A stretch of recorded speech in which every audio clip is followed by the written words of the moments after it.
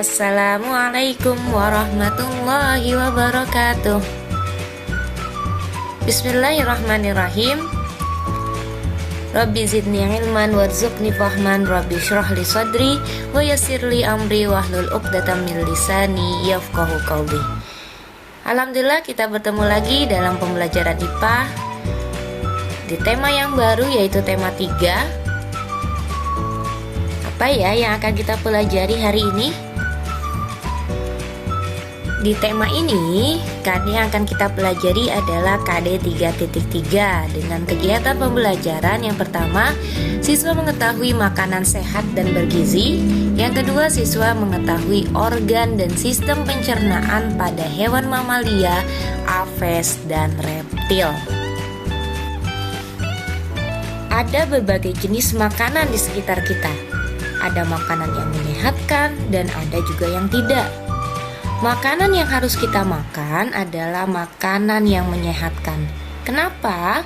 Karena makanan yang sehat mengandung zat-zat gizi yang dibutuhkan tubuh. Mengkonsumsi makanan sehat membuat tubuh menjadi sehat. Karena itu, ayo selalu konsumsi makanan sehat agar tubuh kita tumbuh dengan sehat dan kuat. Ada yang tahu apa bedanya makanan sehat dengan makanan bergizi? Makanan sehat adalah makanan yang bebas bahan berbahaya dan mengandung gizi yang bermanfaat bagi tubuh. Sedangkan makanan bergizi adalah makanan yang memenuhi kebutuhan gizi kita. Makanan ini tidak harus mahal. Hal yang terpenting adalah makanan tersebut harus mengandung berbagai zat yang bermanfaat bagi tubuh kita.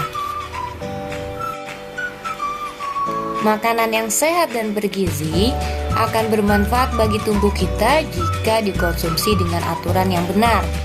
Makanan sehat dan bergizi yang dikonsumsi secara berlebih bisa menyebabkan masalah kelebihan gizi. Oleh karena itu, ada aturan dalam mengkonsumsinya yang biasa kita sebut dengan gizi seimbang. Apa itu gizi seimbang? Gizi seimbang adalah susunan makanan sehari-hari yang mengandung zat gizi yang jenis dan jumlahnya sesuai dengan kebutuhan tubuh kita. Ya, gizi seimbang merupakan penyempurna dari 4 sehat, 5 sempurna. Di Indonesia, gizi seimbang ini digambarkan dalam bentuk tumpeng gizi seimbang. Di tingkat pertama, yaitu menjaga berat badan, rutin berolahraga, serta menerapkan pola hidup bersih dan sehat. Di tingkat yang kedua yang harus terpenuhi adalah air.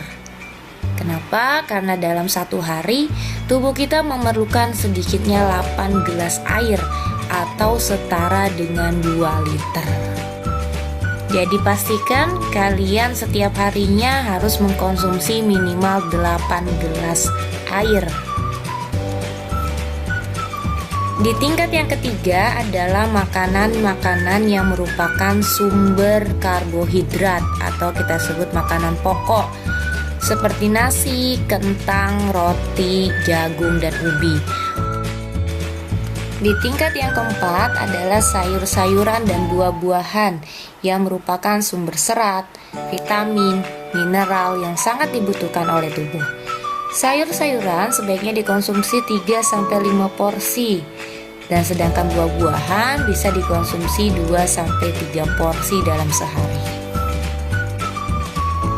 Lalu di tingkat kelima adalah makanan yang merupakan sumber protein, baik protein nabati maupun protein hewani.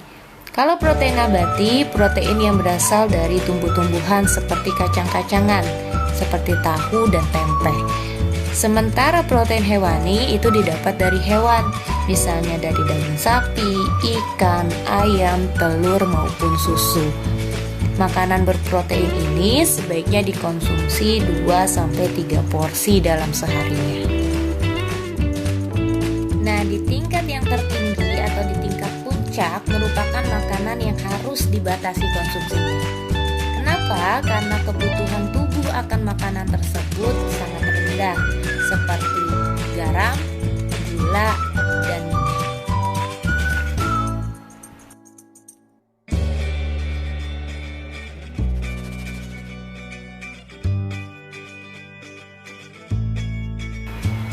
Setelah kita mengetahui tumpeng gizi seimbang yang ditampilkan dalam bentuk piramida makanan tersebut, maka kita harusnya bisa mengkonsumsi makanan dengan berpedoman pada tumpeng gizi seimbang. Untuk apa? Agar tubuh kita menjadi sehat dan berat tubuh pun juga terjaga, tidak berlebih dan tidak juga kurang. Baik anak-anak, masih berhubungan tentang makanan ya. Manusia membutuhkan makan untuk diolah menjadi energi dan dicerna oleh tubuh melalui sistem pencernaan. Begitu juga dengan hewan. Hewan juga membutuhkan makanan. Makanan yang dicerna di dalam tubuh hewan juga melalui sistem pencernaan.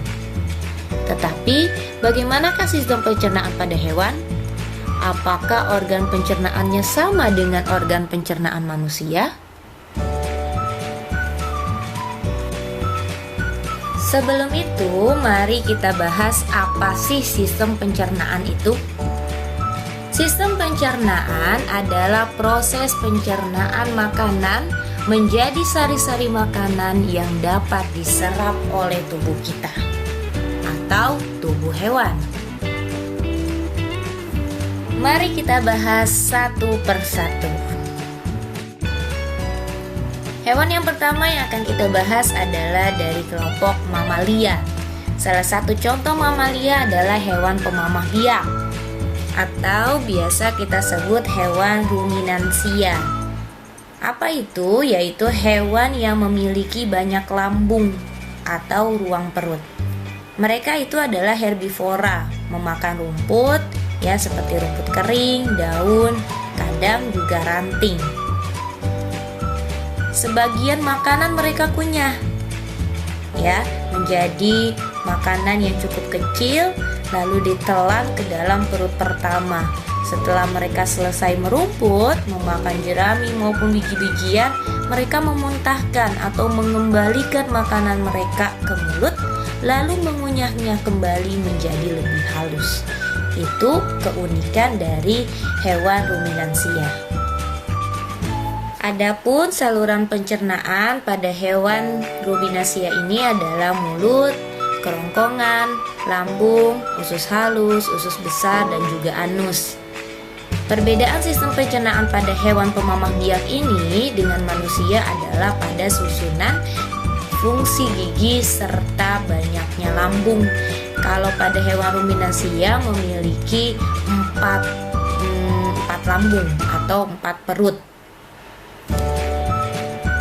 Sapi memiliki 4 rongga pencernaan, yaitu rumen, retikulum, omasum, dan abomasum. Tahapan pada kebanyakan hewan ruminansia adalah sebagai berikut. Pertama-tama, sapi menelan rumput yang tidak dikunyah secara sempurna. Makanan ini ditelan dan masuk ke dalam rumen, di mana bakteri akan membantu mencerna daun dan rumput yang keras. Setelah itu, makanan kemudian diteruskan ke retikulum. Di retikulum, makanan akan diaduk oleh kontraksi otot dinding retikulum dan dibentuk menjadi bolus atau gumpalan yang kasar. Dan bolus ini kemudian didorong kembali ke rongga mulut untuk dimamah atau dikunyah kedua kalinya menjadi lebih halus.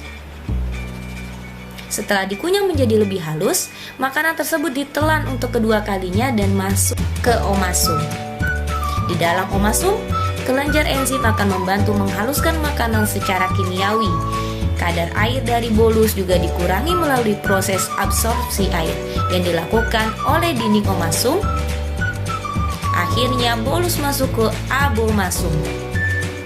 Abomasum adalah perut yang sebenarnya, karena di organ inilah sistem pencernaan hewan ruminansia secara kimiawi bekerja dengan bantuan enzim-enzim pencernaan.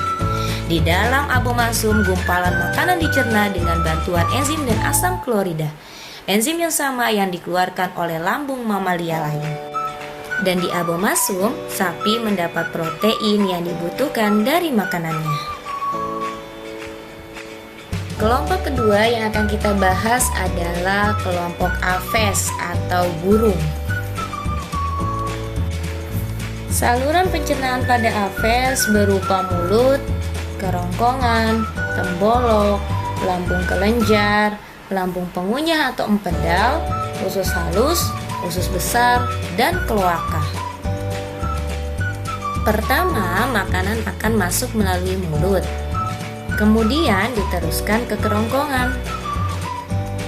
Karena tak memiliki gigi, makanan yang dipatuk akan disimpan sementara di dalam tembolok. Kemudian makanan masuk ke lambung kelenjar untuk mencerna makanan secara kimiawi. Sementara itu, lambung pengunyah atau yang disebut empedal berfungsi mencerna makanan secara mekanik. Lambung pengunyah ini berdinding tebal sehingga mampu menghancurkan makanan yang ada di dalamnya. Di bagian akhir usus besar terdapat rektum yang berakhir di kloaka. Kelompok hewan yang ketiga yaitu reptil. Adapun saluran pencernaan pada reptil meliputi rongga mulut, kerongkongan, lambung, usus halus, usus besar, dan kloaka. Pertama-tama, makanan masuk melalui rongga mulut, lalu melewati kerongkongan. Setelah dari kerongkongan, makanan masuk ke lambung untuk proses dengan bantuan otot lambung dan pencernaan secara kimiawi. Kemudian, makanan yang telah diproses masuk ke usus halus untuk diedarkan ke seluruh tubuh melalui darah. Setelah dari usus halus, sisa sari-sari makanan yang tidak diserap oleh tubuh dikeluarkan melalui kloaka. Begitulah anak-anak sistem pencernaan yang terjadi pada masing-masing hewan. Perbedaan tersebut sesuai dengan tingkat kesederhanaan susunan tubuhnya. Hewan dengan susunan tubuh yang sederhana memiliki sistem pencernaan yang masih sederhana, sedangkan hewan dengan susunan tubuh yang lebih kompleks memiliki sistem pencernaan yang lebih kompleks pula. Meskipun berbeda, tetapi sistem pencernaan memiliki fungsi yang sama, yaitu untuk mencerna makanan menjadi zat yang lebih sederhana sehingga dapat diserap oleh tubuh hewan. Mungkin itu saja yang bisa Bu Farah sampaikan pada pertemuan hari ini. Kurang lebihnya Bu Farah mohon maaf. Bu Farah akhiri dengan mengucap hamdalah, alhamdulillahirrabbilalamin. Wallahul muwaffiq ila aqwamit thoriq. Wassalamualaikum warahmatullahi wabarakatuh. Sampai berjumpa di video pembelajaran berikutnya.